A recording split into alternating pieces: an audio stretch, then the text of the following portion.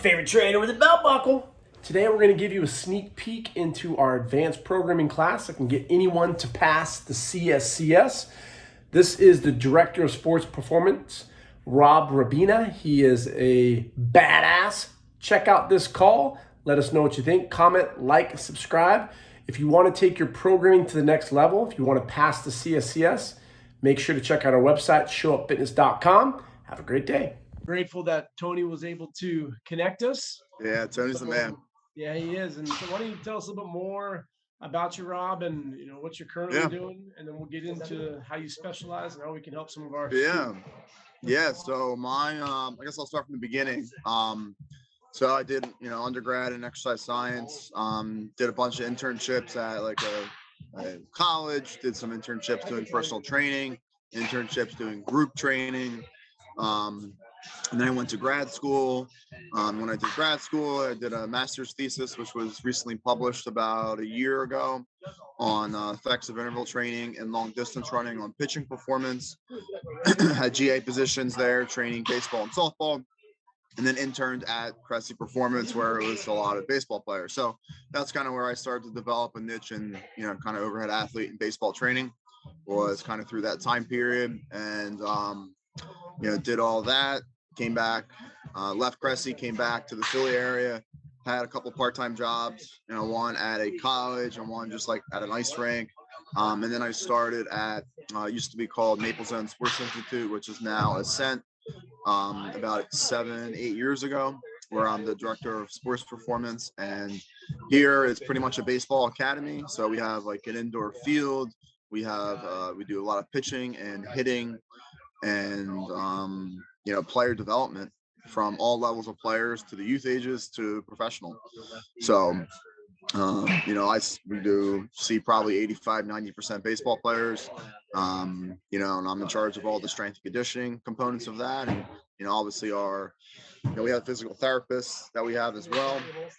So like strength coaches, especially in this kind of setting, like I kind of look at myself as like, I have to understand a lot about hitting, throwing, rehab, strength and conditioning. So I kind of play, quarterback and make sure everyone, has proper load management in each area, and is seeing improvements in performance.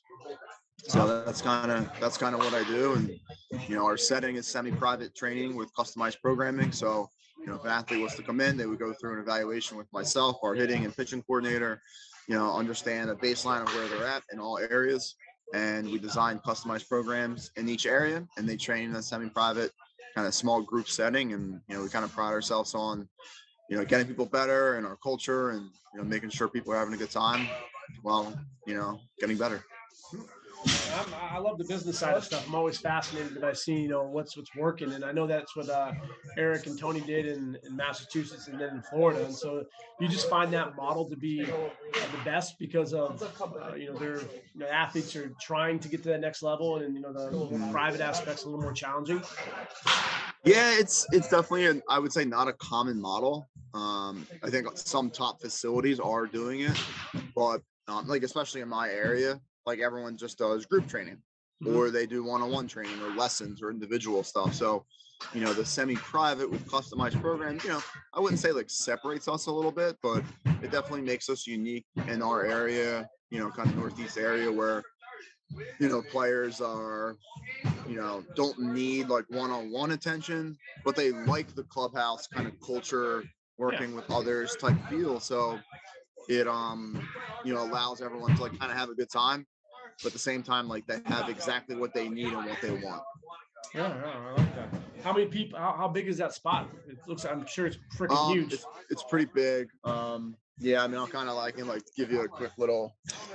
Like here's like the gym, and then like turf stretch kind of down there, and then we have hitting or throwing. And then in the back there, I don't know if you can see it, are the hitting tunnels. Yeah. And then we have the field. Where are we at? And a field on the field. Oh, that's great. So it's huge. It's pretty big. Yeah, it's pretty big. And so how many people do you have coming through there? Like, members or whatever? We'll see like 120 a day. Cool. And so Yeah. then so again, one of the things I'm trying to help for those that are watching is being to get to where you're at. You have the Yeah. internships, you have the experience, Yep. but someone who's just getting into the industry, to get a little more familiar with, designing an in-season, a postseason workout, what that would look like. And just some of I was reading on or watching some of your great videos that you have, like the do's and don'ts on, in season versus out of season, and why Mm-hmm. we're doing more concentric based stuff, Yep. maybe in Yep. season, and maybe, Yep. and I know you don't want to land base certain exercises, but are there some exercises that as with baseball players, because they're overhead athletes, it's like, yeah, maybe Yeah. we should eliminate this vocabulary for these individuals. Yeah. Yeah. No, great question. So I guess I'll kind of start on the in-season, off-season stuff. So, I would say I am mostly see players in the off-season. So the off-season development is really, really crucial for a lot of players, because that's where they make adaptations and changes to their game and to their body. So you see them a lot, 5, 6 times a week, depending on the age of the athlete, right? But the off season is the time where training volume is very high, right? Sport development and skill development might fluctuate throughout that off season as well. So early off season for a baseball player is going to be that like November, kind of time frame, where the skill development is extremely low. They just got done the season, so their strength and conditioning should be very high, right? Early off season programming for me um, is about kind of restoration, just kind of like restoring qualities, right? Qualities can mean anything. They can mean anything from range of motion. They can mean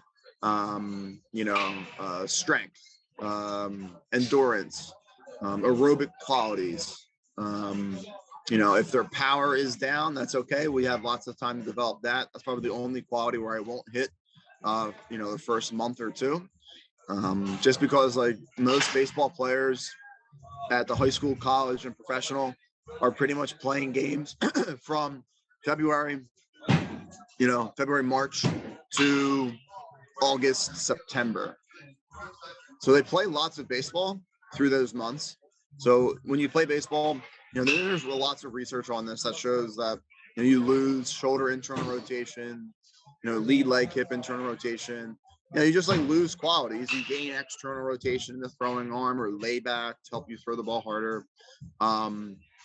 Fitness isn't a huge priority through those months. So lots of strength is usually diminished. You know, Aerobic qualities are usually diminished. Power numbers might fluctuate; they might go up or down. Body weight usually drops. So these are things that players are monitoring in season. I'll touch on that in a second, but these are things that we have to gain back in the off season as quick as possible. This is all identified in an evaluation as well. So every player is going to be different. I'll have a pro player come in that can already deadlift in the upper 4s and 5s. Like, yeah, that person doesn't need to be, filling the bucket of strength. Mhm. We'll fill other buckets. Find out what they're not too good at or what they had trouble with, or maybe they got dinged up. They had some knee pain or shoulder pain or whatever it might be throughout the years. They play 162 games or they play all year round. So we try to figure that out and then design a program to attack that. My first month is a lot of not like GPP work, but it's you would look at it and be like, oh, that's not a baseball player workout. Where I'll have guys goblet squat and just like basic RDLs, like push and pull and run and jump and throw things.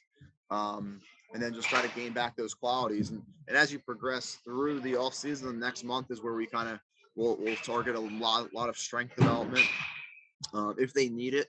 If they don't, then we'll hop right to power training, because now we're in November, October-ish, and we have December, January. So we have 8 more weeks left.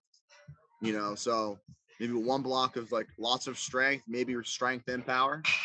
And then the last 2 blocks for me are as much power training as possible, because that's where the game is heading right now, where, to kind of play at the high level, like you can't throw 90 miles an hour anymore. You got to throw 95, 96 if you want to make it to the show. If you want to get recruited, you have to throw upper 80s to low 90s, So that's kind of, you have to develop power. and the power of throwing hard and the skill of throwing hard also has to be practiced. So you have to have a complementary baseball, throwing program, um, as well as a hitting program to kind of maximize the performance of the player. Now, can the player just get better by doing a strength conditioning program and not working on the skill of baseball? Yes, but working on the skill of baseball is something that definitely has to be done if you want to see tremendous results, going forward. So, that's how we'll kind of progress our off season. Um, you know, Usually, again, that first month is very crucial where we'll do a block or two from a conditioning standpoint. We'll do a block or two of aerobic training. So aerobic training for me is not just like going for a run for like 60 minutes or hopping on the bike for 60 minutes. I kind of program my aerobic training as low intensity circuits, right? So we'll do low intensity circuits, anywhere from like 35, depending on a lot of things, like their resting heart rate, how they're feeling, what their recovery is in between workouts. So their first circuit might be 35, 40 minutes long. Maybe week 3, week 4, we'll kind of bump that up to 45, 50 minutes. We're tracking RPE during that aerobic circuit. And the whole purpose of the aerobic training is to just like lower your resting heart rate so you can withstand doing lots of high intensity work. So, if you tire out quick, you're not going to be able to do lots of power training. You're not going to be able to do lots of high intensity rotational training or jump training or dynamic effort training if you just tire quickly, during a low intensity circuit. So for me, I want to make sure we get like at least a block or two of at least 1 or 2 days a week of some aerobic training. And again, I program 6 to 10 exercises all in a circuit, continuous work. RPE ranges on those aerobic days are anywhere from like a 4 to 6 on a scale, just like a simple 1 to 10. So like it shouldn't be too hard, shouldn't be too easy. You should get a little bit of work in, monitoring heart rates, monitoring RPEs throughout that. And then that kind of conditioning days will transition to power days. So if baseball players don't need a ton of like intermittent type of conditioning, it's definitely something that, like the 300s, the beep tests, all that type of conditioning, intervals, they don't really need that type of conditioning because the sport is just like throw as hard as you can, hit as hard as you can, and you get rest. Throw as hard as you can, hit as hard as you can, rest. You don't have to like continuously do work, so that's we'll kind of run that, 5-6 days a week, depending on the age of the athlete, hitting big lifts. And then once we get in season for me is a lot of just like, how do you feel, monitoring, workload, so if there's bullpens and, pull downs and velo days, and you have to kind of work around a lot of that in season and off season as well. Because, pull downs and velo days are probably the most stressful things you can do on the body.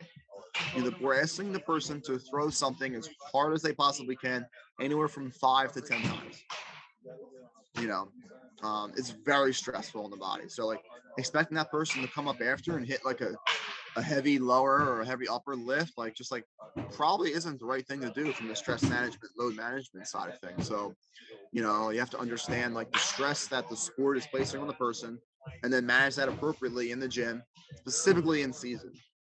So, in season training, again, general recommendations, 2 to 3 days a week of full body lifts, 1 to 2 days a week of some usually aerobic training, maybe 1 day a week, not 45 minutes though. It's like a borderline recovery circuit, 15, 20 minutes of like an aerobic day, maybe one like kind of low volume power / agility day.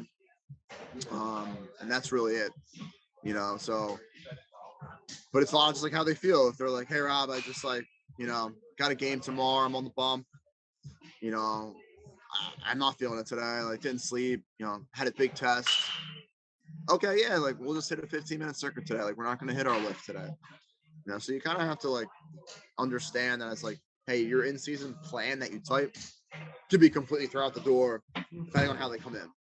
I think it's always hard for newer strength coaches because they set these expectations based on a paper program in front of them. They come in and they're thinking, I have to do A, B, C, and D because the paper says it, but there's so much variables that, like you're saying, the clients are they're not sleeping well or so forth. So you need to be able to adapt. Adaptability is huge.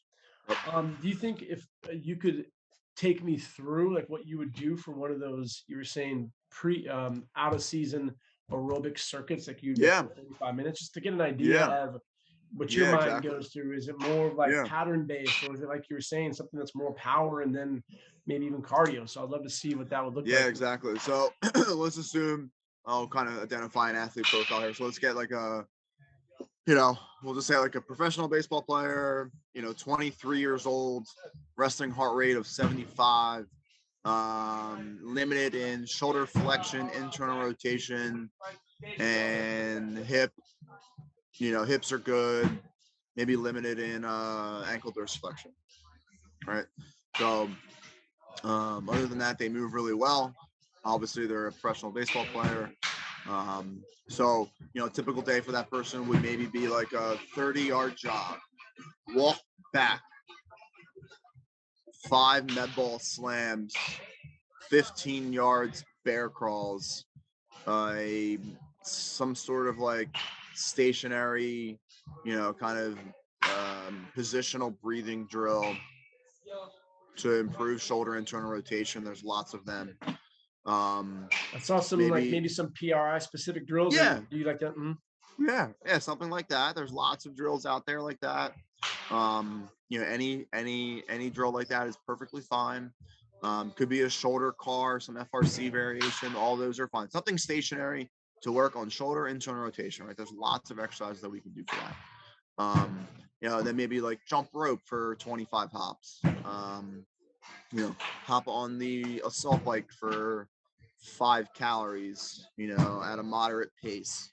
And then maybe some, you know, 10 push-ups and maybe a kettlebell bombs up carry. Right. So if you look at that program, notice the variety of movements that this person's doing. We're attacking his limitations in shoulder internal rotation. We didn't do much for shoulder flexion. You could add in another stationary isometric exercise to improve shoulder flexion. Maybe it's the shoulder car. You add something like that in where it's something stationary. So, we're doing a mix of just like moderate, low intensity activities where we're increasing this person's movement options. We're increasing this person's variability, and we're improving the things that they stink at, which is some of their mobility and their resting heart rate, which is not very good. Good resting heart rate they want to see is something below 60 beats per minute. That's something I like to kind of keep guys at, to make sure that they can withstand lots of work. So that's And kind then of you like take what an them through that aerobic like day five would or be. six times, or how many times would they go through that? Yeah, we'll go for time. We'll go for Okay. time. Okay. Okay. 45. So a guy like that, I would probably start with like 45 minutes. Continuous work, no breaks. Check in RP every like 15, 20 minutes, see how he's doing. If he hits me with like a 7 out of 10, that's working way too hard. Usually you'd see a coincide of like a higher heart rate, 160, 165 in that range. Okay, yeah, I'll take out the sprint and add another walk in, or add a karaoke or something lower intense, And so then in your facility, would that be in that small group setting? Would you have like 3 or 4 dudes doing that with one coach, or how would you guys administer that? Yeah. Yes. So we'll have like, 6 to 7 athletes per coach. And each person will have their own day depending on how they tested. So yeah, well, I might have a couple guys going through that. I might not. So yeah, they'll just get going and we'll kind of coach them through that. On a day like that, they don't need a ton of coaching. Yeah. They just we just like slack a heart rate monitor on them, up on the app, and they go. So yeah, really easy to monitor from the coaching side on the conditioning days. Mhm. And so then how about if you don't mind taking us through more of a power day and seeing what that would incorporate? And I know Yeah, right now you see a lot of great stuff on, med ball throws and tosses yeah, with, triple uh-huh, extension on the back end. I've uh-huh, seen some great stuff on your page. yeah. And so what would that power day look like? Yeah, so power day for me, I love a power day for baseball players for lots of reasons. One reason being like sometimes we just get stuck like doing traditional strength and conditioning, squat, bench, row, press. And for me, it's an opportunity to kind of, I'll just say like build athletes. Let's make pitchers athletes. Let's make baseball players athletes. Like, we have to be able to do athletic things on the field and in the gym. And, we get guys that just like aren't very athletic, you know, you have to be pretty athletic to throw hard. You have to be pretty athletic to, hit the baseball 100 miles an hour. So this kind of power day is an opportunity for us to work on that. So what it kind of programs out like is something like 7 to 12 exercises, anywhere from like 3 to 4 sets an exercise, with a good rest in between sets and exercises. What's a good rest? 1 to 2 minutes, maybe longer depending on the activity. Right. So we'll program 30-yard sprints. We'll program 10-yard sprints. We'll program, I love repeated hopping, repeated hurdle hopping, lateral hopping, forward and lateral zigzag hopping variations. We'll program broad jumps. We'll program vertical jumps, all different variations, repeated, not repeated, loaded, lightly loaded, drop, box jumps, things like that. All very general power stuff, nothing specific yet. All we're doing is running and jumping, right? Mm-hmm. And then we'll get closer to some of the specificity of the sport, which is a lot of rotational stuff, right? So the best power exercises you can do is med ball variations for baseball players, right? It's so specific, right? So like scoop tosses, shot puts, slams, there's so many variations that you can do, you can program. And then I also like to do a couple of agility exercises, reactive variations, where they have to see something and react, hear something and react, right? Those are all tremendous movements where they're moving quick and having to achieve shin angles and produce force, right? And that's the same thing that's happening when you swing a bat, is you load hips and you get shin angles and you push and rotate. Like, that's what we're doing. So, it's something that, so you mix in a couple of each. And that's kind of what a power day would look like for me. Sled pushes, sled sprints, sledgehammer hits. Those are, I try not to do like lightly loaded dynamic effort stuff on power days, like, trap bar deadlift jumps, or like dynamic effort, like squats or deadlift variations, with speed, rotational landmine stuff. Like I'll do that on my like upper power day. I try to like get guys away from the weights, onto the turf, be athletes, not have a ton of constraints, not have a ton of load, just be quick, move fast, be athletic. So that's kind of like the goal of the power day for me. And granny tosses, like just like get guys doing stuff, mirror drills, like red light, green light, all that stuff. Each one of those circuits, do you like to progressive overload each? Like, so for, round one, I'm using 10 pound, doing rotational slam. And then would you go right into a broad jump and then rest? Or would you do the slam, rest, then jump, like more straight sets? Yep, straight sets on this one. Give me all you got on the med ball slam. Give me all you got on the 30-yard sprint. Give me everything you got on a agility drill for 15 seconds. Rest. Do it again. Mm-hmm. I know that with the mind of a newer strength coach, especially coming out of the CSCA textbook, they have a lot of these rest to race ratios. Are we with our stop clock, or are you just, a lot of it's just like when they're ready to go, they go, right?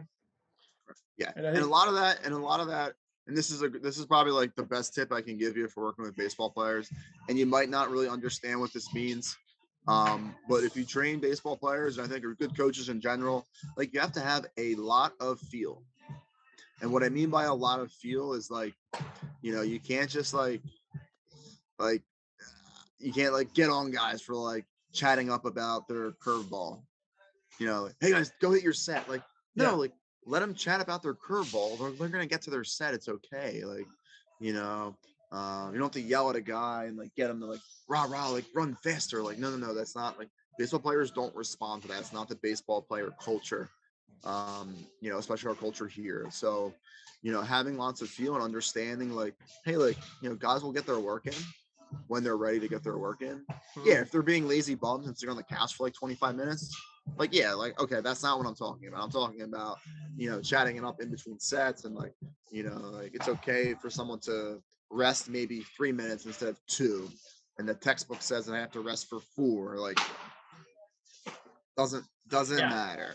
And I think Doesn't that's matter. that's awesome to hear because when you take it, the textbook says, you got your needs analysis. Yeah, you're taking a look at the muscles, the actions, injuries, and so forth. But there is, if you just watch a baseball game, that's the culture of the players where they're kind of screwing around, and then when they get after it, they get after it. Then they'll Yep. talk, and then they'll get back Yep. after it. And so Yep. understanding that psychological aspect is just as important because if you're a newer coach coming out there and you want to set the expectation and you say, no, no, Robinson, don't do this, get back in there, they're going to start looking at you as this guy doesn't understand. Right. Right. Yeah. And then you don't get buy-in. Mm-hmm. Right. And then you don't build rapport. Right. And all players care about is that you care about them. That's what they want to know. Like, are you in their corner to get them better? Yeah, You I love know, that. and if you're not showing that, then you're not going to get results. Mhm. I see a lot of consistency amongst strength coaches who do work with baseball players. You see a lot of safety bar stuff. You don't see a ton Mm-hmm. of back squats due to a lot of external rotation and the load put in that position, thoracic Yeah. rotation, and so forth. Yep. So, are those the main exercises you guys like to stick to? Are there? I mean, Yeah, I would say there's, I think there's a few exercises that like I usually don't do with specifically my older population. The younger guys, that can just need to like get strong, like they're not going to get hurt if you like give them, you know, whatever exercise. So I would say a lot of these recommendations are more for, the older guys who have been playing baseball for 12, 13 years. They're in college, they're in professional baseball, where every everything matters to those guys. What I mean by that is, it's not just about strength anymore. We have to care about elbow health, shoulder health, scapular movement quality, rib cage dynamics, shoulder internal rotation.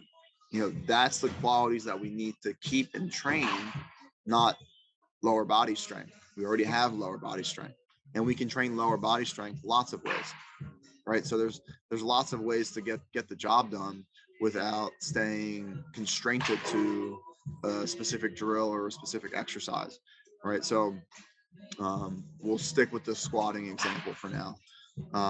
The back squat is a tremendous exercise. I think it's a very challenging exercise for a lot of players to remain stacked through their rib cage and pelvis. What I mean by that is like we need rib cage stacked on pelvis, dropping up and down. That's what a good squat looks like. When we do bad squats, we arch, or back squats, we arch and stick our butt out and do all that not great stuff. And that's just the nature of the exercise, where the bar's on your back and it's pulling you into extension. It's pulling you into this position here. So, there's no real extra benefit in doing back squats over SSB squats, especially when there's lots of other negative things that could come of it. So the first negative thing for me, and it's really not negative, it's just like pros and cons, right? So the con of the back squat is just like pulls you into extension in the trunk and rib cage. Con number one. Con number two, maximally retracts the shoulder blades down and back. When you throw a baseball, you need the complete opposite of that: upward rotation and protraction, right? Now, are there other exercises that get scapular depression and down rotation? Yes, there are. You just have to have good program. You have to have good management of the scapular position in your programming, right? So, for example, don't just do back squat, trap bar deadlift, heavy farmer's carries. Like that's not good programming. Mm-hmm. You know what I mean? So, all good exercises, but not good programming for the task that has to get accomplished, which is raise your arm overhead and throw a baseball as hard as you can. So you always have to remember the task and the goal of why an athlete is in the gym, right? They're in the gym to throw a baseball hard and hit home runs. So you have to understand the biomechanics of what's required to do those things, right? So the maximally retracted down rotated position under load, and you're in extension, not a good position to be in when you need the opposite position, right? The extension of the rib cage and pelvis is also a major overextension of the rib cage and pelvis is also a major compensation when you throw and hit, right? That's things that are being coached out of our players. Do they extend? Yes. Is overextension is something that we do not want to see in our players, right? So what I mean by that is like someone's going to throw and it's just like something like that, like something's going to hurt or not feel good, or performance isn't going to be good. Right? We're just moving in the wrong areas, right? We're moving, we're challenging ourselves way too much. So we want to improve movement quality throughout, and programming an exercise like a back squat, might be making that person more toned up through their back, extend a little bit more, which is going to limit rotation in the trunk if our back is just stuck in extension all the time. So the other reason is, like, when you train baseball players, a lot of times they could be limited in ER in one shoulder, and one shoulder they might not be limited in ER. So what I mean by that is, usually the throwing arm, you accumulate lots of layback or lots of ER. So we'll see guys in like 110, 120 degrees of ER on the throwing side, and the non-throwing side we'll see 85, 90. So you got shoulders like this, and you're trying to back squat. It's like, how's that going to look like? Yeah. If you don't have ER, where are you going to compensate from? You're going to compensate at the shoulder, jamming the arm forward to get to the lock position. So you're jamming the humerus forward, causing lots of issues in the front of the shoulder, when baseball players already have lots of issues in the front of the shoulder. So not something we want to put players in. So yeah, it's those are some of the cons for me. Some of the pros, like, we get leg strength, great. Like, we can get leg strength doing anything else.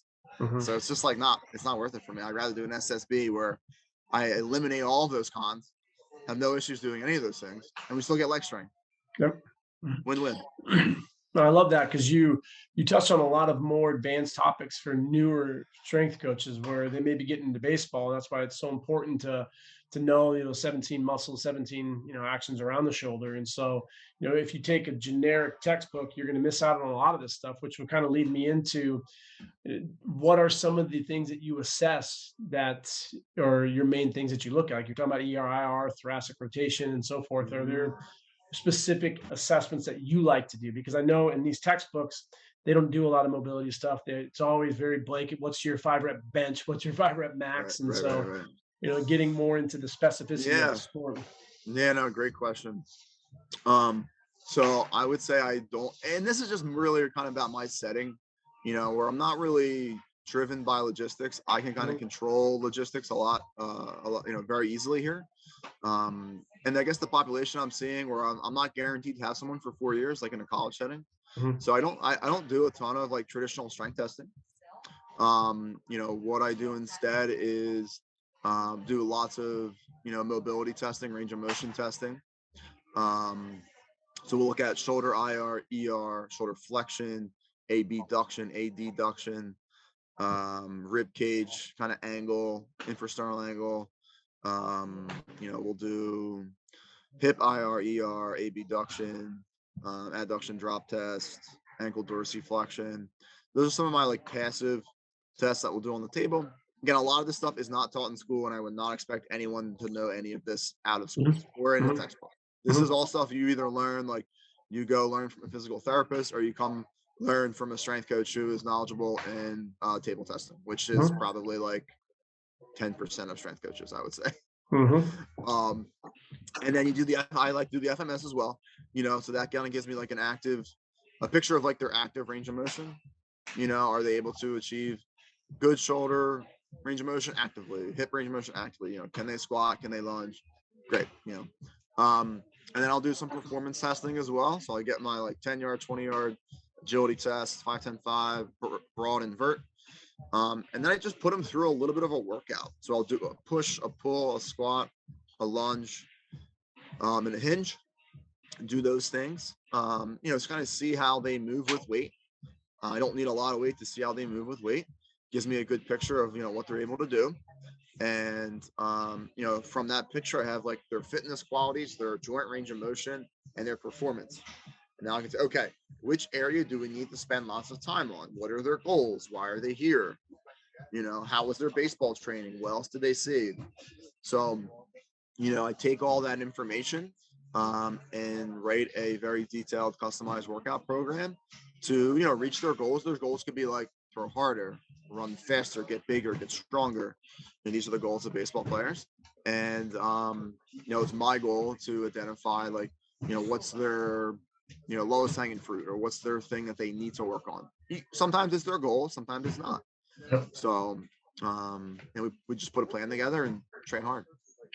I love that. And so some things that went through my mind for those that are new to this world is working with professional athletes is probably significantly different than working with high school athletes due to parents. You get pops in there and wants his kid to be, playing at Notre Dame or wherever in baseball. And Yep.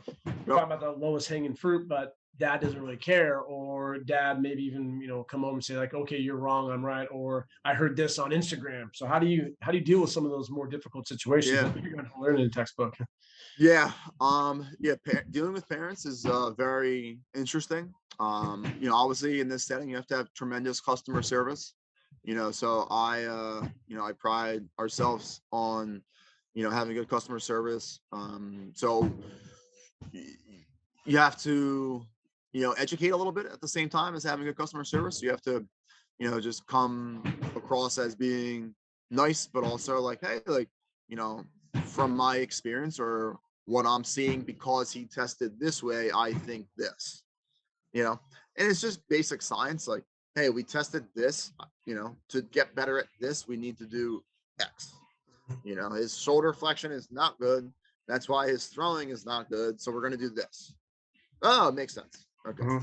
So when you break things down and you become very detail oriented in your assessment and your knowledge and understanding of assessments and program design and knowledge of the biomechanics of the sports, you can explain that really well to parents who think they know what they're doing but really don't have a clue.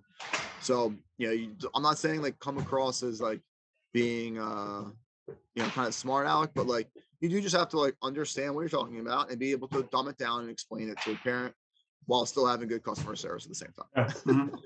That's tough. I know it's real tough, especially today with all the specialization. And as we know, early specialization isn't optimal. And so, where do you, again, it's one of those gray areas, but where do you start to draw that line? And you're looking at your younger athletes, and okay, so maybe I've heard Cressy say some of the best postseason workouts you can do is yard work for the younger kids. But when do you start drawing that line where it's like, okay, this is going to be your new life where you're playing X amount of games per year, and it's just a lot of wear and tear. And so, like you're saying, in those off seasons, you kind of want to focus on that low hanging fruit, essentially. Mm-hmm. Yeah, I mean, for more like the younger guys, Chris, or Yeah. So the younger guys are interesting. Like, I just try to not overdo it. 2 days a week. Mm-hmm. By younger, I mean like 13 and under, 12 and under. Right, 2 days a week. Basic lifts, little bit of everything. Have fun. Mm-hmm. That's it. Yep. I don't care about anything else.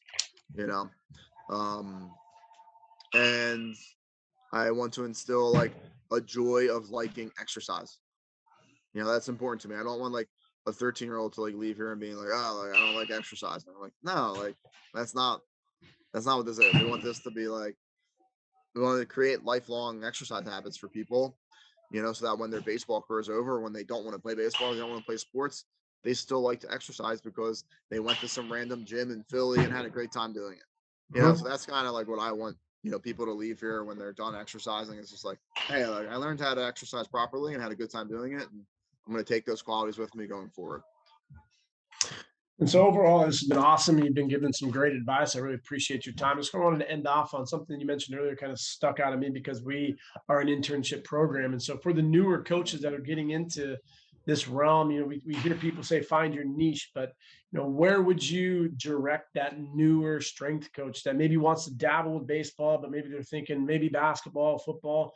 What would be some of your suggestions to, take that next step after they were to get certified? Yeah. So what I would say in finding and really finding a job in general, not specifically like just finding a niche, but like, if you think you want to do something, go learn from those who are doing it. Right. So what I mean by that is like, hey, if you want to crush adult training or you want to if you want to train baseball players, like go hang out for a week or two or longer, where someone is doing what you want to do, right?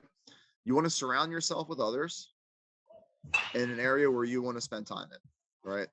Proximity principle. Like, I want to be a trainer that trains baseball. I'm going to go hang out with the trainer and train baseball players and sweep their floors for until he gives me a job, kind of deal, or gives me an internship or whatever it might be. Like most strength coaches are usually very open to students and new coaches who are like just trying to like meet people and like get connected.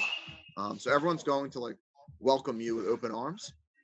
And when you go and you're there, don't just be like a fly on the wall and just like kind of watch and like what's going on. Like, ask questions if you can. Like, every place might have different observational requirements, but like, ask questions, like, learn, and that's how you realize if that's something you want to do or not. And then go see someone else that's doing the same thing, maybe in a different setting or a different training model, and just surround yourself with others. If you want to do college strength and conditioning, then email 15 colleges within your hour radius and see who's going to invite you in to hang out for an hour. It's crazy because I mean, it seems so logical, but it's like, if you and I were to open up a restaurant, say we're going to open up a pizza spot, we're going to go try out all the pizza spots around us. We're going to try out different cuisines. Like, we're going to be very proactive and do shit. Whereas I feel like today there's this newer breed that it's like, I need to get my next certification. I need to get my next certification. And so they get this wall with all these pieces of paper, but it's like, okay, who have you worked with? No one. Nobody. Yeah. To me, certifications are just like, oh, cool. You have a certification, great. Yeah. Like, have you trained anyone yet? Or have you been to a place where you made some mistakes in turning? Like, show me you've like put a little bit of work in, and unfortunately that's how strength conditioning is. Like, you have to like kind of intern to like kind of get a spot or a foot in the door. And starting off, like, hey, if you're lucky to have like a part-time job somewhere, like, that's fantastic. I had 3 part-time jobs for 3 years starting off, but I wasn't making any money. Like, that's how it starts. And you get lucky somewhere and you build good connections and you meet people and you do a fantastic job. So, and that's hard. It's hard. It's not easy. It's not like accounting where you graduate and you're making $80K a year with great benefits, killing it, and you're good to go at 23 years old. That's not how strength conditioning is. It's a very like kind of like put your work in, put your dues in type feel. And while you're doing that, if you can learn from a great mentor or a great coach or go observe from a great person, you're going to be super valuable to someone out there. And strength conditioning, whether you're training baseball or not, is a field where you have to learn by doing. It's extremely hard to learn this job in the classroom from a textbook, from a certification. So, again, finding a good mentor, a good internship program, it is super crucial to, not only learning the craft of strength and conditioning, but also just like from a connection standpoint, because you never know when that facility is hiring or when his colleague's facility is hiring and he's calling you because you have run a good internship program.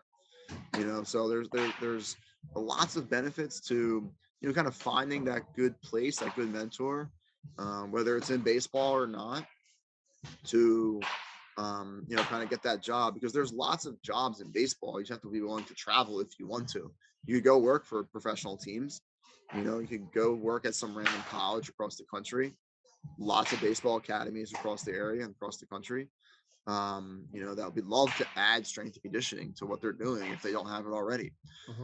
So that kind of like that business side of strength and conditioning, a lot of young coaches are also scared of that. Yeah.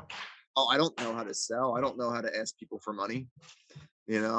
So that component of the private sector is a very challenging skill to have and develop. And it's not for everybody. I know a lot of like great strength coaches that are like selling, like, I can't do it. I'm like, it's not that hard. Like, it's not that hard. Like, just kind of be yourself, smile, have a good time, and believe in your product, and you can sell whatever you want. So and that takes practice, that takes time. And So that's kind of like what I would advise someone, and I've had lots of interns, over my years. And, I personally value like someone that, has gone through a good internship program, whether it's with me or not, because I know that person. I don't have to like guess if they're going to be a good hire or not. Like I just ran them through a 3-month job application, Yeah. Mm-hmm. you know? So that's kind of have to look at it. It's like, hey, like, yeah, like it sucks volunteering your time 4 or 5 hours a day, 2, 3 days a week, like not getting paid, shitty hours. Like I get that. I get that. I've been there, I've done that. It's not fun, but it pays off in the end. You're not going to come across people like yourself in those great positions where it's like, oh, it was just handed to me, or it's a, No, and no, you have to get no. your work in. Just like as you be the best baseball player in the world, you got to put the Yep. work in. Practice Yes. makes Correct. progression. It's the same. So. Correct. Correct. Well, this has been Correct. awesome. I appreciate your time. Last little thing, if you want to just, any suggestions for, continuing resources or anything that you like to go to for yourself, because I know there's a Yeah. lot of stuff out there. There's a lot of stuff. So the con ed industry is super interesting to me. It has changed drastically over even just like 8 years I've been doing this. Like when I first started, when I was an undergrad, this is, geez, I might date myself here, back 2010. Um, there wasn't really Instagram, there wasn't really Twitter, there was YouTube just starting off, and that was it. So, where we got our information as like young coaches was like blogs. We just like read blogs and like online articles and research papers, Mhm. and that's it. So now today, where there's Instagram, Twitter, TikTok, and YouTube, and blogs, and all these different sources to get information from, um, you know, online mentorships and con ed courses. Like, there's so many good con ed courses now. Like, I think it's great to just like find people and follow people on social media that put out great free information in all sorts of areas. You know, PRI, whether it's like a specific company or a specific person. Follow people or trainers that are doing stuff that you like. Follow people or trainers that like, like for me, maybe it's like following a powerlifter. Like I'm not training powerlifters, but like I want to follow a powerlifter. Maybe I want to follow an Olympic lifting guy. Like I'm not doing ollie lift, but I still want to follow him. He puts out great information.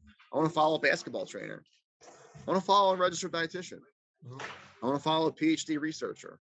So I'm kind of following a lots of good people that put out good information, not just putting out stuff to sell. A lot of trainers are putting out stuff just to sell. You don't want to follow that kind of stuff. You want to follow people that give out information, right?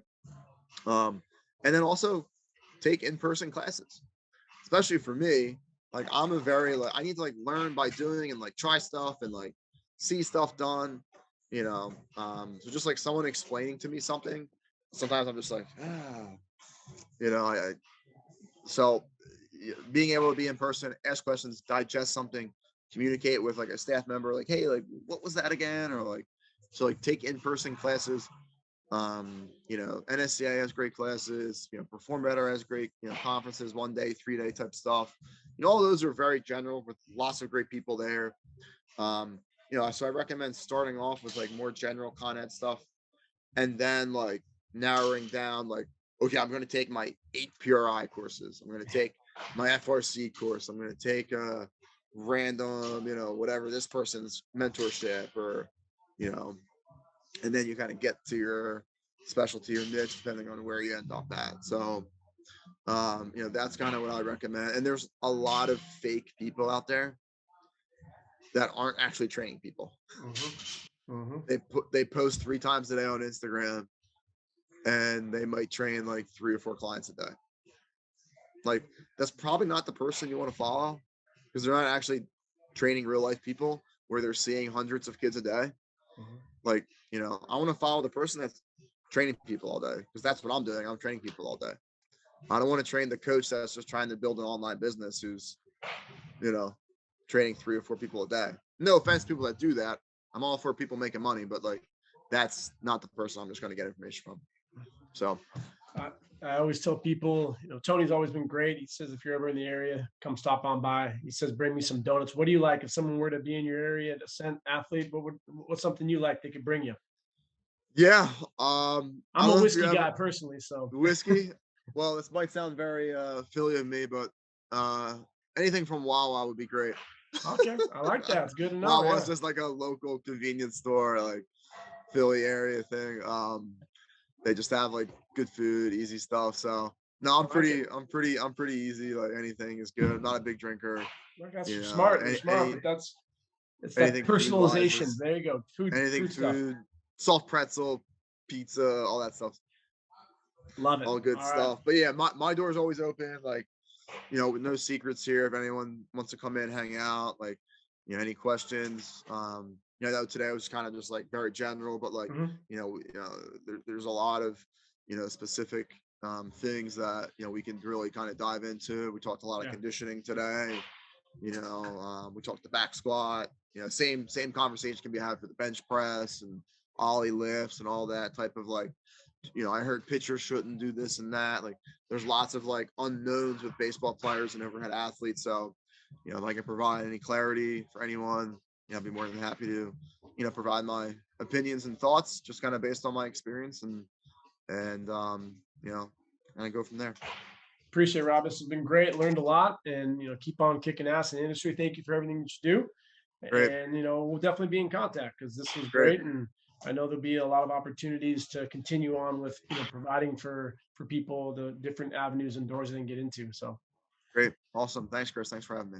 thank you, sir. Enjoy the rest of your day. We'll see you. Cool. Thanks.